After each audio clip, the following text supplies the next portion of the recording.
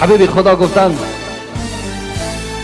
لیس فی الجنه لیس فی الجنه شیء مما فی الدنیا الا الاسماء.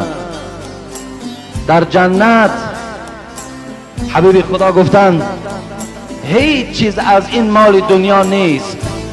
اون چیزی که در دنیا هست، چه از لباسش، چه از پوشاکش، چه از خوراکش، چه از نوشاکیش، هیچ کدام این در جنت نیست گفتند. بلکه نعمتهای جنت انشاءالله اکنون من جمعه آینده اونا را بیان میکنم که چی نعمتها در جنت دارد، از این نعمتهای دنیا اون نعمتها چی فرق دارد.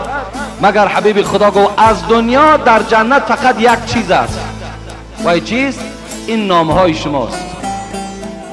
نامهاتان در جنت همین نامها باقی میمونند، همین نامی که در دنیا داریم. و این بود که من چندین بارها شما را میگفتم که چی حدیث مسلم است، چی حدیث بیهقی است، چی حدیث احمد است که حبیب خدا گفتند حق الولد علی الوالد ان یحسن اسمه و یحسن ادبه. فرزندها بالای شما ای پدر و مادر حق دارند. حقشان همین است که نام خوبشان گذارین و تربیه خوبشان کنین. دو حق بالای شما دارند، نام خوبشان گذارین. ان احب اسمائکم الی الله تبارک و تعالی عبدالله و عبدالرحمن. این روایت مسلم است.